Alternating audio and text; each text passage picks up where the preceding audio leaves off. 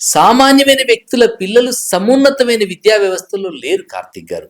మాకు ఐఏఎంలో కావచ్చు, ఎయిమ్స్‌లో కావచ్చు 72% ప్రభుత్వ పాఠశాలల్లో, ప్రభుత్వ కళాశాలల్లో చదువుకున్నటువంటి విద్యార్థులకి మీరు అవకాశం ఇవ్వండి. సమానత్వం సహజంగా సమాజంలో రాగలుగుతుంది. బక్క చిక్కినోడికి బలిసినోడికి బరిగిస్తే గెలిసేది బలిసినవాడే. 3వ తరగతిలో, 2వ తరగతిలో, 5వ తరగతిలో ఐఐటి ఫౌండేషన్ కోర్సు పెట్టినోడు లక్షల రూపాయలు వేసి కొనుక్కున్నవాడు ఐఐటికి వెళ్తున్నాడు. అనగారిన బిడ్డలు అక్కడే అడ్డా మీద కూలీలుగా మిగిలిపోతున్నారు. ప్రభుత్వ పాఠశాలల్లో చదువుకున్న విద్యార్థులకి, ప్రభుత్వ కళాశాలల్లో చదువుకున్న విద్యార్థులకి వెయిటేజ్ ఇవ్వండి. ఈ దేశంలో కరప్షన్ ఆగుతుంది. ఈ దేశంలో సేవా రంగాలు మెరుగుపడతాయి. ఈ దేశంలో సమానత్వం రావడానికి అవకాశం ఉంటుంది. అన్ని రంగాల్లో ప్రభుత్వ పాఠశాల బిడ్డలు రావడానికి అవకాశం ఉంటుంది. నీకు ప్రభుత్వ బడి వద్దు, ప్రభుత్వ కళాశాల వద్దు, కానీ ప్రభుత్వ ఉద్యోగం కావాలా? 1వ తరగతి నుంచి 10వ తరగతి వరకు ప్రభుత్వ పాఠశాలల్లో చదువుకున్న విద్యార్థులకి, +1, +2 ఇంటర్మీడియట్ ప్రభుత్వ కళాశాలల్లో చదువుకున్న విద్యార్థులకి ఎంసెట్ కానీ, నీట్ కానీ, జేఈ మెయిన్స్ అండ్ అడ్వాన్స్ లో కానీ మీరు వెయిటేజ్ ఇవ్వండి.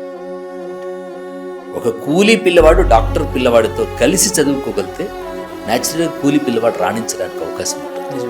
ఎప్పుడైతే ప్రభుత్వ పాఠశాలకు వెయిటేజ్ ఇవ్వాలనేటువంటి ఒక గొప్ప ఔదార్యంతో ప్రభుత్వాలు కనుక ముందుకు రాగలిగితే అస్సలు ఈ దేశంలో 78 సంవత్సరాలుగా సాధించని సమానత్వం, సాధించని సామాజిక న్యాయం తప్పకుండా సాధ్యం కాగలుగుతుంది.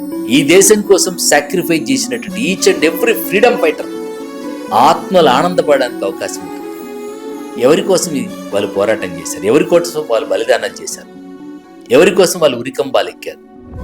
ఆ స్వాతంత్ర ఫలాలని సగటు పేద సమాజం అనుభవించాలంటే అందరికీ సమానమైనటువంటి విద్యావకాశాలు రావాలి. అందరికీ సమానమైన విద్యావకాశాలు రావాలంటే సంపన్న పిల్లలు, సగటు పేద పిల్లలు సమానంగా కూర్చొని చదువుకునేటువంటి వాతావరణం కావాలి.